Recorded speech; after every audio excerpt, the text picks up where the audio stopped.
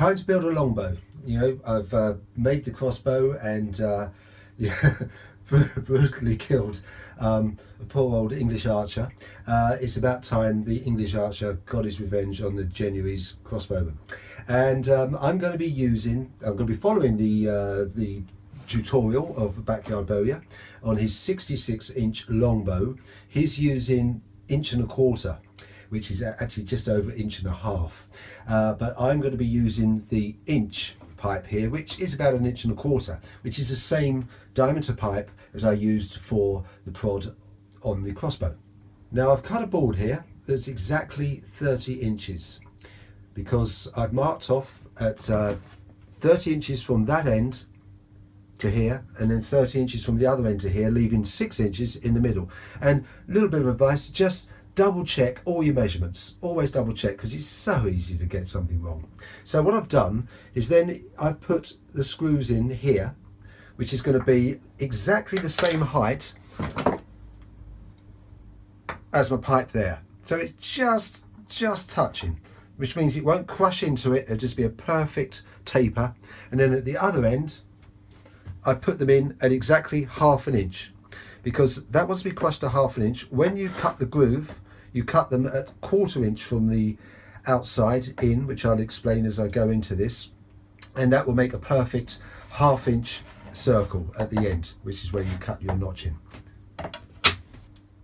Now I'm going to be doing this on the bench. It's a little bit more comfortable, and you don't have to be sitting on this board. If this is warm enough, you should be able to just crush that down, put some weight on it, just hold it, and then, as Backyard Bowyer does, warm the sides and make sure, and just keep it there for a good 5 minutes, and it's not going to go anywhere.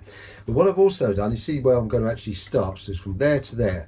Now here, I've put in a couple of pins here, and a couple of pins just in here. This keeps it all nice and square.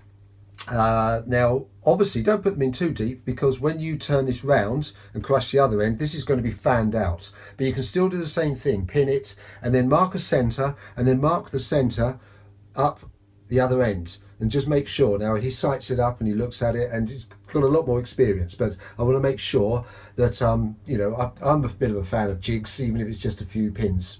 And hopefully everything will go really well. Well, I've crushed one end of the pipe. Now, that went really well. I sat up on the bench on top of my piece of board, and it's nice and warm actually. Now, what I've done is I've put it now against the vise, pinned it either end there, couple of pins still that I'm using here that's actually within the hand grip, so that maintains that 1.25 inch diameter.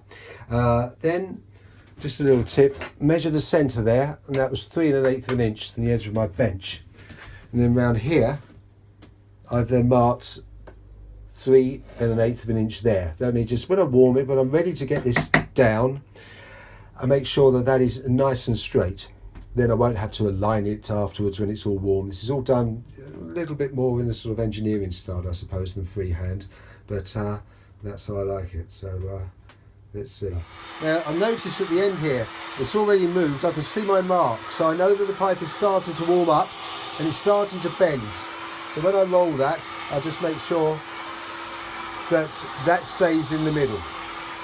So both limbs are now flattened, and very happy with that. Now what I've done before I actually do the central hand grip is I've now pinned it up here, making sure I've still got the same distance there, so it's nice and straight. 2 pins here, just a couple of inches back from your 6 inch mark, same here obviously, and then the original pin's still up there, so everything's nice and straight. So when we warm this, we're going to be basically warming it mainly from here, but we're going to have to turn it over and just put it in there, and that way we can make sure everything's square. A little tip here as well is just, you know, just keep prodding. You can see that's really nice now. We'll turn that over. Make sure we do the same on the back, so a little bit softer. That's ready. So, piece of towel, fold it to your 6 inches so you can see to your lines about there, and then just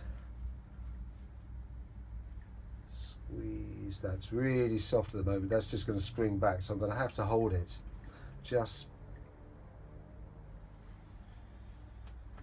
Okay, I'm going to have to wait for that to actually cool a little. It's starting to cool, but it's still workable.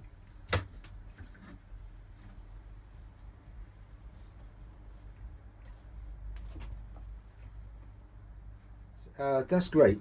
It's the old practice with the crossbow has really helped. So the next stage will be to cut the V's in here, and as I say, it's going to be, because we've got 1/2 inch here, so we need to take 1/4 of an inch from there to there, and then V down to, I think it's about 7 inches, but I'll check that. Okay, it's time to cut the V's now in the end here. Now, Backyard Bow, yes, says 9 inches from there to there, but this is doing the larger 1 1/4 inch pipe, and as this is only the 1 inch, I thought I'd go 8 inches. And I want to cut these really sharp, because that's going to be really important when we actually join these together. So what I've done is I've rigged up one end. You can see that it goes out of the door and it's clamped up at that end on the old workmate. And then what I've done is I've drilled a small pilot hole, and then I drilled a larger one just in the top. This bit we're losing, so it doesn't matter. And then I've literally just put a little screw down in there. So this is held down in place here. We've got a plank here. Then I've worked out my centres for my jigsaw. So we're going to make sure that when that jigsaw runs along here, that's going to cut a nice sharp line. And then basically what you want to do, don't have to have a vernier, but something there to paste that. There it is. It's exactly the same there as it is up here. So we know we're going to get a perfect cut. We do that on the other side, and then when we actually crush these limbs, when we warm them up, that'll be a nice sharp line. It's going to be really difficult to do that by hand. So if you haven't got a bandsaw, this is the way to improvise.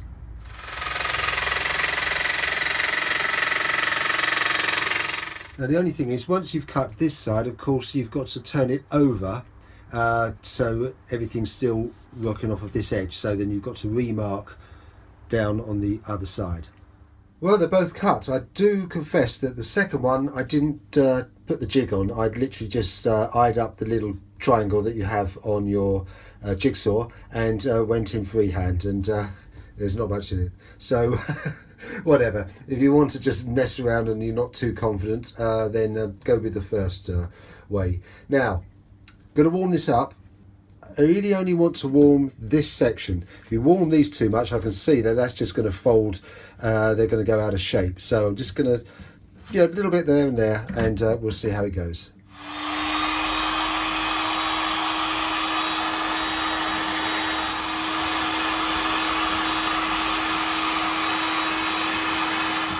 Well, I'm pretty pleased with this. It's gone really well. Not bad. A little bit of a kink here, but I think that'll be okay. We're going to be covering this anyway, not with shrink wrap. I'm going to be using the old jute cord for these ends and the hand grip. But before that, I will be giving it the old wood effect using this plastic primer, and it's a matte white. Before I do that though, I'll be giving it a good old rasping to give it that sort of grainy effect, and then hopefully once the primer's in, then my paint, which I'm going to apply with a towel, will get into those little bits and make those darker. So let's see. So see you in part 2.